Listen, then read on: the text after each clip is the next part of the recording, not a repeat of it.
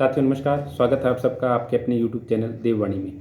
साथियों, जैसा कि मैंने आपको इस एसओपी से संबंधित पिछले वीडियो में बताया था कि बहुत जल्दी वित्त विभाग जो है वित्त मंत्री महोदया के अनुमोदन के पश्चात एक एसओपी सभी विभागों को जारी करेगा। लगभग 2 महीने का उसमें टाइम देगा और किस विभाग को कौन सा कार्य कब और कैसे करना है वो सारी चीज़ें उसमें मेंशन आएगी। आप वो पिछला वीडियो साथियों देख सकते हैं और फाइनली जो है एसओपी तैयार होकर जो है विभागों को भिजवाई जा रही है। एसओपी सभी ग्रुप्स वगैरह में आ गई होगी, आपने पढ़ लिया होगा। इसमें मुख्य बातें संविदा कर्मचारियों के लिए क्या क्या है उसमें उस सब में हम इस वीडियो में डिस्कस करेंगे। उससे पहले साथियों मेरा आपसे अनुरोध है कि आपने अभी तक मेरे चैनल को सब्सक्राइब नहीं किया है तो प्लीज़ मेरे चैनल को सब्सक्राइब करें। साथियों Rajasthan contractual hiring to civil post rule 2022 के नियम 20 के प्रावधान के अंतर्गत संविदा पद को नियमित पद में परिवर्तित कराने एवं उन पदों पर नियुक्त किए जाने की प्रक्रिया के संबंध में दिशा निर्देश। केवल परमानेंट पोस्ट क्रिएट नहीं करानी है साथियों, उन पदों पर आपको नियुक्ति कैसे देने हैं संविदा कर्मचारियों को उसके संबंध में भी डायरेक्शन जो है इसके अंदर जारी हो गई हैं। साथियों अभी तक क्या था, केवल पोस्टें बन रही थी, स्क्रीनिंग हो रही थी, यह काम चला था। नियुक्तियां कैसे होगी कुछ अता पता नहीं था, लेकिन फाइनली जो है डायरेक्शन नियमित नियुक्ति आपका जो है नियुक्ति आदेश जारी होने तक के डायरेक्शन जो है टाइमलाइन के साथ जारी कर दिए गए हैं। थोड़ा बहुत ऊपर नीचे हो सकता है लेकिन अब आपके नियमितीकरण में ज़्यादा समय नहीं लगेगा। साथियों इसके अंदर क्या क्या मुख्य बातें हैं, बहुत सारे साथी कन्फ्यूज हो रहे हैं। कन्फ्यूज होने की कहीं आवश्यकता नहीं है। शुरू के जो 3-4 पॉइंट दिए गए हैं वो विभाग द्वारा की जाने वाली कार्यवाही है। आपको तो सिर्फ विभाग से वो कार्य करवाना है, आपको उसके अंदर नहीं जाना कि भैया कौन सा पद है, कैसे क्रिएट होता है, क्या कुछ इसमें लिख दिया गया है। इन सब चक्करों में हमें नहीं पड़ना है साथियों। हमें तो ये देखना है कि विभाग को काम क्या क्या करना है और हम उस काम को कैसे करवा सकते हैं। ठीक है साथियों, वो चीज़ हम देखते हैं। तो इसके अंदर जो आप पीछे जाएंगे सोसाइटी संस्था विभाग द्वारा की जाने वाली कार्यवाही, आप इसके अंदर जाइए। सबसे पहले नंबर 1 है सोसाइटी संस्था विभाग द्वारा Rajasthan contractual hiring to civil post rule 2022 के अंतर्गत स्वीकृत संविदा पदों में से नियम 20 के प्रावधान अनुसार नियमित पदों में परिवर्तित किए जाने हेतु निर्धारित सेवा अवधि पूर्ण कर चुके कर्मचारियों की प्रारंभिक स्क्रीनिंग कर नियमित सृजित किए जाने वाले पदों की संख्या का आकलन किया जाना है 9 नवंबर 2024 तक। ठीक है साथियों, एक तो जो निर्धारित सेवा अवधि पूर्ण कर चुके हैं, यानी कि ऐसे कर्मचारी जो 9 या उससे अधिक वर्ष की सेवा अवधि पूर्ण कर चुके हैं, 9 वित्तीय वर्ष की सेवा जिनकी पूर्ण हो चुकी है। इस मामले में एकदम आप क्लियर रहें।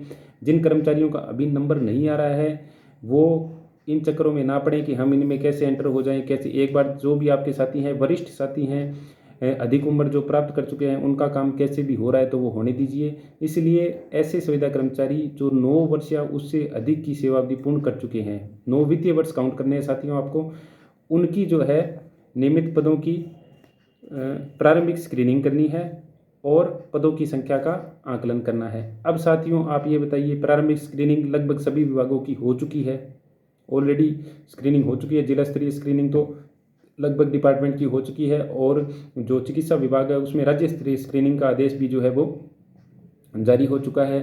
अब इस टाइमलाइन के अकॉर्डिंग जो है अन्य विभागों में भी राज्य स्तरीय स्क्रीनिंग के आदेश जल्दी जारी हो जाएंगे, क्योंकि अब जो है विभाग द्वारा वित्त विभाग द्वारा एक टाइमलाइन दे दी गई है कि इस टाइमलाइन में काम करना है। आपको क्या करना है साथियों, आपको यह कार्य जल्दी करवाना है, आप विभाग से संपर्क करिए। और साथियों दूसरा पॉइंट जो इसमें दे रखा है, सोसाइटी संस्था विभाग द्वारा उक्त आकलन के अनुसार पदों को नियमित पदों में परिवर्तित किए जाने की आवश्यकता औचित्य के साथ प्रस्ताव तैयार किया जाना है। सोसाइटी संस्था विभाग द्वारा संविदा पदों को नियमित पदों में परिवर्तित किए जाने का प्रस्ताव संबंधित वित्त व विभाग के पद का संवर्ग, पद नाम एवं पे लेवल उल्लेख करते हुए भिजवाया जाएगा। साथ ही समान संख्या में संविदा पदों को समाप्त करने का प्रस्ताव भिजवाया जाना है। अब साथियों नियमित पद सर्जित करने का प्रस्ताव जो है विभाग को भिजवाना है 14 नवंबर तक। अब एक बात बताइए, सभी विभागों में नियमित पद ऑलरेडी सर्जित हो चुके हैं। कुछ के पिछले साल आदेश आ गए थे सर्जित पदों के और कुछ के इस साल आ चुके हैं आदेश। लगभग सभी विभागों में हो चुके हैं। किसी में अगर नहीं हुए हैं तो वो इस टाइमलाइन के अकॉर्डिंग हो जाएंगे अब। लेकिन जिनके हो चुके हैं उनको विभाग में संपर्क करना है, वो आदेश दिखाना है आपको, जो वित्त विभाग का आदेश था जिसमें आपका पद स्वीकृत हुआ है।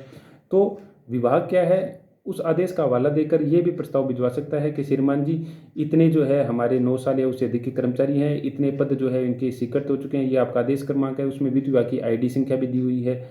वो चीज़ आप इसमें यहाँ पे उपयोग ले सकते हैं। समान संख्या में संविदा पदों को समाप्त करने का प्रस्ताव है वो भी जो है इसमें आप तैयार करके भिजवा सकते हैं, क्योंकि जो मान लीजिए आपकी पोस्ट है, आप जिस पे आप कार्यरत हैं, मान लीजिए कोई डाटा एंट्री ऑपरेटर है, आज संविदा पर कार्यरत है, 9 साल या उससे अधिक की उसकी सर्विस हो चुकी है और वो परमानेंट हो जाता है, तो वहाँ पर एक परमानेंट डाटा एंट्री ऑपरेटर का उसका पद हो जाएगा और वो संविदा वाला पद समाप्त हो जाएगा। कहीं ऐसा नहीं है कि बाद में वहाँ पर एक संविदा पर और भर्ती कर ले, संविदा पर फिर वहाँ भर्ती नहीं होगी, जो आप परमानेंट हो आप ही वहाँ पर फिर काम करोगे। ये है उस संविदा पद को समाप्त करने का। तो एक तो जो स्क्रीनिंग वाला काम है वो भी सभी विभागों में हो चुका है, पदों की संख्या का आकलन भी हो चुका है और जो स्वीकृत होने हैं पद वित्त विभाग से वो भी हो चुके हैं। तो ये 14 नवंबर तक वाला जो काम है आप विभागों से संपर्क करके और उनको थोड़ा आप जल्दी करवा सकते हैं। फिर भी मान लीजिए अगर उस प्रस्ताव को वो नहीं मान रहे पहले वालों को, अगर फिर से नए सिरे से भिजवाना है तो आप उनको मेंशन करते हुए नया प्रस्ताव भी भिजवाया जा सकता है, क्योंकि अडोप्शन के समय जो है सारी सूचनाएं विभागों के पास पहुंच चुकी है और लगभग स्क्रीनिंग भी जो है हो चुकी है। तो इस प्रकार जो है ये काम जो भी आपकी कार्यकारिणी बनी हुई है वो जल्दी से जल्दी 14 नवंबर तक पूर्ण करवा ले साथियों। और बाकी जो बिंदु हैं इसके, जो पद स्वीकृत करवाने संबंधी जो टिपिकल एक लैंग्वेज सी लिखी हुई है वित्त विभाग द्वारा, वो हमारा काम नहीं है। आप लोग उसमें मत पढ़िए, उसको मत पढ़िए कि भैया अब क्या होगा, मंत्रिमंडल की आज्ञा के लिए जाएगी, ये होगा, घुमाने वाली बात है। कोई घुमाने वाली बात नहीं है साथियों, पद आपके ऑलरेडी सर्जित है, आपकी स्क्रीनिंग ऑलरेडी चल रही है, तो आप उस चक्कर में ही मत पड़िए। ये तो एक होती है टाइमलाइन, सीढ़ी दर सीढ़ी चढ़ा जाता है। ऐसे नहीं है कि मान लो भाई SOP जारी होगी तो उसमें पूरे चरण दिए आएंगे, ये नहीं होगा कि सीधा ही इनको नियुक्ति आदेश जारी कर दो, ऐसा नहीं हो सकता। चरण दिए, क्योंकि ये काम एक सतत प्रक्रिया है। आगे भी जो आपकी स्क्रीनिंग हो जाएगी और अन्य अगले वित्तीय वर्ष में जो और पात्र होंगे उनकी भी स्क्रीनिंग प्रोसेस होगी, तो उनकी तो फिर नए सिरे से होगी, उनके पद स्वीकृत होंगे और होंगे। तो इस हिसाब से ये गाइडलाइन जो है एक बार ही जारी होती है, अगली बार फिर इसी को फॉलोअप ले लेंगे। वो खाली जो है टाइम चेंज करना पड़ेगा, बाकी सारी चीज़ें ये कि ये काम आ जाएगी। तो इसलिए SOP हमेशा पूरी ही जारी होगी, लेकिन जो जो काम हो चुके हैं वो उसके हिसाब से जो है अप्रूव होते जाएंगे। और अगर नया प्रस्ताव भी हो तो अब भिजवाना वो उतना मुश्किल नहीं है साथियों, इसलिए आप इनमें मत पड़िए। आप तो ये देखिए कि सेवा नियमों में जो है वो आपको क्या मिलने वाला है, हम उन बिंदुओं का अध्ययन करेंगे। आप आइए सबसे पहले 7 नंबर बिंदु पे।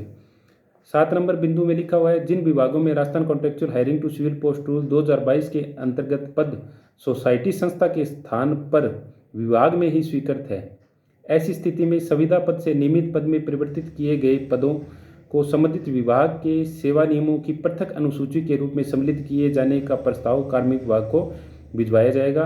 कार्मिक विभाग द्वारा संबंधित सेवा नियम में सम्मिलित करने हेतु मंत्रिमंडल की आज्ञा प्राप्त करने की आवश्यक कार्यवाही की जाएगी।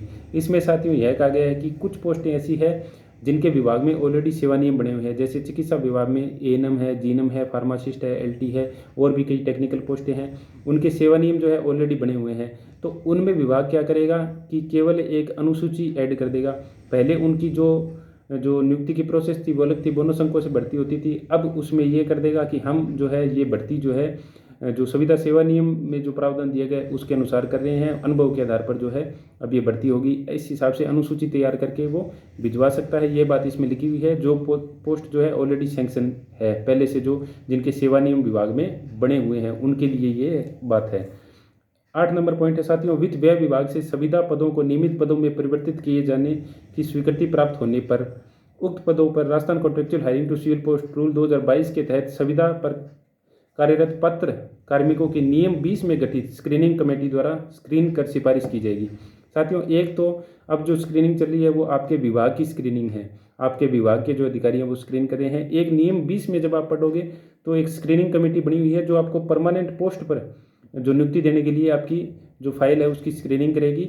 उसके अंदर साथियों कार्मिक विभाग के अधिकारी भी हैं, वित्त विभाग के अधिकारी भी हैं, आपके विभाग के जो उच्च अधिकारी हैं वो भी हैं। तो वो जो है आपकी नियमित नियुक्ति की अनुशंसा करेंगे, ये बात जो है सिफारिश करेंगे, इस बिंदु के अंदर कही गई है। 9 नंबर बिंदु है साथियों, संविदा पद को नियमित पद में परिवर्तित करने पर उक्त नियमित पदों पर नियुक्ति के लिए स्क्रीनिंग में उपयुक्त पाए गए कार्मिकों के नियुक्ति आदेश संबंधित सोसाइटी संस्था विभाग द्वारा जारी किए जाएंगे। उक्त नियमित किए गए पदों पर नियुक्त किए गए कार्मिकों को राज्य सरकार के अन्य कर्मचारियों के पद के अनुरूप समान भत्ते देय होंगे। अब साथियों इतने दिन तो क्या है सिर्फ अनुमान लगाया जा रहा था कि, और कई नेगेटिव बातें भी आ रही थी कि हमें परमानेंट कर देंगे लेकिन कर्मचारियों के समान जो है वेतन भत्ते नहीं दिए जाएंगे, कुछ ना कुछ कमी छोड़ देंगे। लेकिन अब SOP में वित्त विभाग ने साफ लिख दिया है कि जो स्क्रीनिंग कमेटी जिसकी सिफारिश कर देगी कि भैया इसको परमानेंट कर दो, 9 साल से अधिक का अनुभव हो गया, विभाग ने स्क्रीनिंग करके भिजवा दिया है, पद इसके स्वीकृत हो गया है, हर तरीके से ये पात्र है, इसको परमानेंट हमने कर दिया, तो विभाग क्या करेगा, उसका नियुक्ति आदेश जारी करेगा। जैसे आपका अडॉप्शन केस में नियुक्ति आदेश जारी हुए थे, वैसे ही आपके परमानेंट नियुक्ति के लिए नियुक्ति आदेश जारी होंगे। उसकी इन्होंने डेट भी दी हुई है कि नियुक्ति आदेश जारी करने की जो आपकी डेट है वो 27 दिसंबर 2024 दी हुई है, मतलब इसी साल के अंदर 27 दिसंबर 2024 दी गई है नियुक्ति आदेश जारी करने की डेट। थोड़ा बहुत ऊपर नीचे आगे पीछे हो सकता है, लेकिन ये मान के चलिए कि इसमें टाइमलाइन में दे दिया गया है, तो आपके नियुक्ति आदेश भी जारी होंगे, विभाग आपके नियुक्ति आदेश जारी कर देगा। आपको फिर उस पद पे ज्वाइन करना है एक परमानेंट कर्मचारी के रूप में। ज्वाइन करने के बाद में उक्त नियमित किए गए पदों पर नियुक्त किए गए कार्मिकों को राज्य सरकार के अन्य कर्मचारियों के पद के अनुरूप ही जो आपका पे लेवल पे पद आएगा, उस पे लेवल पे जो अन्य राजस्थान सरकार में परमानेंट कर्मचारी है उसको जो भी समान भत्ते वेतन दे हैं वो सारे के सारे आपको भी दिए जाएंगे। ये बात एसओपी में साफ लिख दी गई है। तो अब इस संबंध में कोई भी मत रखिए कि हमें ग्रेड पे मिलेगा या नहीं मिलेगा, बिल्कुल मिलेगा आपको। 10 नंबर बिंदु साथियों बहुत ज़्यादा महत्वपूर्ण है, इसको एकदम ध्यान से देखिएगा। संविदा पद से नियमित पद में परिवर्तित किए गए पदों पर नियुक्ति 1 वर्ष की परिवीक्षा अवधि के लिए की जाएगी। ठीक है साथियों, 1 साल का प्रोबेशन जो है आपका रहेगा। इसमें कुछ साथियों को ये हो सकता है कि भाई इतने साल सर्विस कर ली तो प्रोबेशन हमारा क्यों रख रहे हैं, नहीं रख रहे हैं। अगर साथियों आपका प्रोबेशन बिल्कुल भी ना रखें तो उसके लिए बहुत सारे अप्रूवल लेने पड़ेंगे, प्रक्रिया लंबी होगी। इससे अच्छा है जो मिनिमम प्रोबेशन है, यहाँ तक मानिए आपका 2 साल का भी रख देते तो आप क्या कर लेते साथियों, आपको मिनिमम प्रोबेशन 1 साल का जो रखा है, तो इसमें किसी को भी वो नहीं होना चाहिए। हाँ, जिनकी आयु अधिक हो चुकी है उनके बारे में हम थोड़ा सोच सकते हैं, लेकिन साथियों इसमें आगे भी एक पॉइंट दिया गया है। अब साथियों इसमें ये नहीं लिखा हुआ कि 1 साल का परिवीक्षा अवधि प्रोबेशन होगा और प्रोबेशन में उसको न्यूनतम पारिश्रमिक दे होगा, ये चीज़ इसमें नहीं लिखी हुई। इसके अलावा एक बात लिखी हुई है कि उक्त नियमित पदों पर नियुक्त कार्मिक को राजस्थान सिविल सेवा पुनरीक्षित नियम 2017 के पे मैट्रिक्स के पे लेवल के प्रथम सेल में निर्धारित वेतन दे होगा। तो मेरे हिसाब से जो आपका प्रोबेशन है वो सिर्फ नाम का प्रोबेशन होगा। आपकी जैसे ही नियुक्ति होगी तो आपको क्या होगा कि जो सिविल सेवा पुनरीक्षित वेतन नियम 2017 है कि पे मैट्रिक के पे लेवल के प्रथम सेल की जो सैलरी है वो दी जाएगी, मतलब आपको सैलरी पूरी मिलेगी प्रोबेशन के अंदर। ये इसमें लिखा है, नहीं तो ये लिखा था कि 1 साल का प्रोबेशन होगा और प्रोबेशन में जो न्यूनतम पारिश्रमिक है वो दे होगा। उस पद का जो न्यूनतम पारिश्रमिक प्रोबेशन में सामान्यतः जो एक कर्मचारी सीधी भर्ती से आता है उसको दिया जाता है, वो आपको देगा। लेकिन इसमें ये चीज़ नहीं लिखी हुई, इसके अंदर ये लिखा हुआ है कि जो पे मैट्रिक्स में पे लेवल का, ये बात शायद आपको किसी ने नहीं बताई होगी अभी तक। आप कोई भी वीडियो किसी का भी देख लेना, पे मैट्रिक्स में जो आपको, जैसे मान लीजिए एक डाटा एंट्री ऑपरेटर है, उसकी जो है संविदा जो आपकी प्रोबेशन पूरा होने के बाद में 26,500 उसकी होनी चाहिए, 250 ग्रेड पे उसका है, सॉरी 26,300, 13,150 और 26,300 उसकी बनती है। तो मुझे लगता है कि प्रोबेशन में भी उसको जो है 26,300 पूरी सैलरी इस बात के अनुसार दी जाएगी। नहीं तो यहाँ पे ये लिखा था कि 1 साल का प्रोबेशन होगा और प्रोबेशन में जो है जो न्यूनतम पारिश्रमिक दिया होगा। फिर भी नियुक्ति अगर आपकी होती है नियमित और प्रोबेशन में अगर न्यूनतम पारिश्रमिक भी दिया जाता है तो भी साथियों कोई दिक्कत वाली बात है नहीं है। लेकिन सेवा नियमों में ये चीज़ और ज़्यादा स्पष्ट हो जाएगी। यहाँ पे नियमावली में लिखा हुआ है, विभाग इसको किस तरीके से लेता है। आप जब भी आपकी जो कार्यकारिणी है वो बात करने जाएँ तो इस चीज़ को आप उसके सामने रखना कि हमें प्रोबेशन कोई बात नहीं है, आप रखिए, हम प्रोबेशन के जो भी नियम कायदे फॉलो करेंगे, लेकिन जो न्यूनतम पारिश्रमिक उस पोस्ट का है वो हमें, जो पे मैट्रिक में जो प्रथम लेवल का जो वेतन है वो हमें दे दीजिए आप। तो पूरी सैलरी मिलेगी तो प्रोबेशन करने में कहाँ दिक्कत है साथियों। और यह बात और ज़्यादा स्पष्ट इसके जो 10 नंबर बिंदु में आगे वाली बात लिखी है उससे हो जाती है। यदि किसी कार्मिक को पूर्व में प्राप्त पारिश्रमिक उक्त वेतन से अधिक है, जो पे लेवल की आपको जो पहली सैलरी मिल रही है, अब एक बात बताइए, अधिक है तो ऐसे कार्मिक का पारिश्रमिक संरक्षित किया जाएगा। संरक्षित किया जाएगा मतलब इन्होंने और ज़्यादा फायदा देने के लिए संविदा कर्मचारियों को क्या किया है कि आपको एक तो प्रोबेशन में जो उसकी फर्स्ट सैलरी है वो दी जाएगी, न्यूनतम पारिश्रमिक नहीं दिया जाएगा। और वो सैलरी भी अगर कोई संविदा कर्मचारी उससे अधिक सैलरी अब ले रहा है तो आपका पारिश्रमिक सुरक्षित किया जाएगा। मान लीजिए किसी की प्रोबेशन पूरा होने के बाद में 40,000 सैलरी होती है पहली सैलरी, लेकिन वो कर्मचारी अब संविदा पर 80,000 सैलरी ले रहा है, तो बहुत से कर्मचारियों के मन में ये डाउट था कि यार हम तो 80,000 से 40,000 पर आ जाएंगे। और ऐसे में स्थिति ये भी बन रही थी कि जिनको अधिक सैलरी बन रही है वो कोर्ट में भी जा सकते थे। लेकिन यहाँ पे इन्होंने स्पष्ट कर दिया संविदा कर्मचारियों को फायदा देने के लिए। इससे क्या होगा साथियों, जो हायर सैलरी वाले जो सुविधा कर्मचारी हैं उनके मन में भी नियमों के प्रति और परमानेंट होने के प्रति एक पॉजिटिविटी आ जाएगी, जो अभी तक नहीं थी कहीं ना कहीं, क्योंकि पूरी सैलरी तो आपको मिल ही रही है। इसके अलावा आपको परमानेंट कर्मचारियों के समान जो है डीए वगैरह, अन्य परिलाभ, अन्य भत्ते, अन्य छुट्टियां, सारे के सारे आरजीएचएस वगैरह, ओल्ड पेंशन वगैरह सारे परिलाभ आपको देंगे। तो अब जो हायर सैलरी वाले साथी भी हैं वो भी जो आपके साथ है वो जी जान से परमानेंट होने के लिए लग जाएंगे। इसमें साथियों आपको इस बिंदु में काफ़ी फ़ायदा जो दिया गया है, यह बात आपको शायद अभी तक किसी ने भी नहीं बताई होगी, और आप इस चीज़ को और ज़्यादा अधिकारियों से मिलकर क्लियर कर लीजिए चाहें, और अपने विभाग में जब आप सेवा नियम वहाँ पे बन रहे हैं तो आप उनसे ये बात मेंशन करवा दीजिए सेवा नियमों में, आपको इस चीज़ का फ़ायदा मिलेगा। 11 नंबर बिंदु है साथियों, संविदा पदों से नियमित पदों में परिवर्तित किए गए पदों का भारत सरकार की विभिन्न योजनाओं परियोजनाओं के दिशा निर्देशों के अंतर्गत अनुज्ञेय वित्तीय सीमा तक का व्यय संबंधित योजना परियोजना के अंतर्गत लेखांकन किया जाएगा। शेष राशि संबंधित विभाग के बजट मद से वहन की जाएगी। जब आपका परमानेंट आप हो जाओगे, आपकी सैलरी कहाँ से उठेगी वो चीज़ भी इसके अंदर लिख दी गई है साथियों। मैं आपको एकदम शॉर्ट में बताता हूँ, यही है इसका। जब परमानेंट हो जाओगे तो सैलरी जो है आपको परियोजना से दी जाएगी, फिर भी अगर कहीं बजट कम रहता है तो वो फिर विभाग अपने बजट मद से देगा, ठीक है, ताकि बाद में आपको सैलरी की दिक्कत नहीं आए। सोसाइटी संस्था के द्वारा अंगीकार किए गए सेवा नियमों के प्रारूप में पदों की अनुसूची का परीक्षण कर वित्त नियम विभाग द्वारा सहमति प्रदान की जाएगी, ठीक है साथियों। जो सेवा नियम जो बन जाएंगे आपके, उनका जो प्रारूप है वो वित्त नियम जो विभाग है उसके द्वारा सेवा नियमों में प्रारूप में ये सारी बातें मेंशन हो जाएगी। आपका पदनाम है, पे स्केल है, आपकी नियुक्ति प्रक्रिया क्या होगी, सारी चीज़ें उसमें मेंशन हो जाएगी। उसके बाद में वित्त विभाग जो है अप्रूवल देता है, वो अप्रूवल जो मिल जाएगा। उन्होंने ही जो है एसओपी बनाई है, सारी नियमावली बनाई है, उन्हीं के अनुरूप अगर विभाग काम करेगा तो अब ऑब्जेक्शन लगने वाली बात नहीं होगी, जल्दी जो आपके नियम तैयार हो जाएंगे। 13 नंबर बिंदु है साथियों, राजकीय विभागों में Rajasthan contractual hiring to civil post rule 2022 के अंतर्गत स्वीकृत पदों के नियमित पदों में परिवर्तित किए जाने के संबंध में विभाग के संबंधित सेवा नियमों में इन पदों को पृथक अनुसूची में सम्मिलित करने के विभाग के प्रस्ताव का परीक्षण कर कार्मिक विभाग द्वारा सहमति प्रदान की जाएगी एवं संबंधित सेवा नियमों में अनुसूची को सम्मिलित करने बाबत मंत्रिमंडल ज्ञापन तैयार कर नियमों आवश्यक संशोधन करवाया जाएगा, ठीक है साथियों। जो भी विभाग के आपके सेवा नियम बने हुए हैं पहले से, जो सारी पोस्टें हैं उसके अंतर्गत आपके जो सेवा नियम, ये सारी बातें मेंशन करने के बाद आपके पोस्ट के तैयार हो जाएंगे। उसके बाद में जो है वित्त विभाग इसमें अप्रूवल दे देगा और कार्मिक विभाग जो है इसका एक प्रारूप तैयार करेगा, मंत्रिमंडल ज्ञापन तैयार करेगा और उसके बाद में जो है इसकी अधिसूचना जारी हो जाएगी साथियों। साथ साथ जो है आपके विभाग के काम चलते रहेंगे। आगे जो है कार्रवाई इन्होंने दे दी है कि विभाग को क्या क्या कार्रवाई कब कब करनी है, और आपका ये फर्ज बनता है, आपकी जो कार्यकारिणी है कि भैया जो जो टाइमलाइन दी गई है उसके अकॉर्डिंग जो है आप अपने विभाग से संपर्क करिए। मैं उम्मीद करता हूँ साथियों काफ़ी सारी बातें जो है इस वीडियो में मैंने आपको समझाई है, आपको स्पष्ट रूप से समझ में आई होगी। और ज़्यादा साथियों इसमें डिटेल में आप ये मत पढ़िए, जो टिपिकल सी लैंग्वेज है उसका आपको कोई मतलब नहीं है, क्योंकि विभाग द्वारा की जाने वाली कार्रवाई है। विभाग में जो है एक्सपर्ट होते हैं इन लैंग्वेज को जो है समझने वाले, तो और बाकी इसमें ज़्यादा कुछ है नहीं। वही है कि भैया जो पात्र हैं उनकी संख्या की गणना करनी है, वो ऑलरेडी हो चुकी है। स्क्रीनिंग करनी है, स्क्रीनिंग ऑलरेडी चल रही है, और उसके बाद में उनकी अनुशंसा करनी है, वो भी ठीक है। आपकी स्क्रीनिंग होने के बाद में विभाग कर देगा।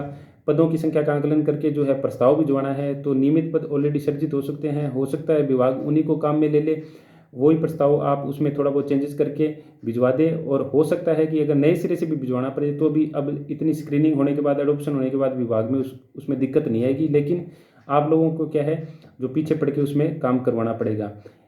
सबसे बढ़िया बात यह है साथियों कि एकदम नियमित कर्मचारियों की भांति जो है आपके सेवा नियम जो है अब तैयार होंगे। कोई भी परिलाभ आपके कम उसमें नहीं किए जाएंगे, सारे के सारे वो के वो आपको परिलाभ मिलेंगे। आपके बजट प्रावधान तक जो है इस नियमावली में दे दिया गया है, पूरी की पूरी टाइमलाइन दे दी गई है कि कब कब कौन सा काम विभाग को करना है, नियुक्ति आदेश कब जारी करना है, वो तक की डेट जो है इसके अंदर दे दी गई है साथियों।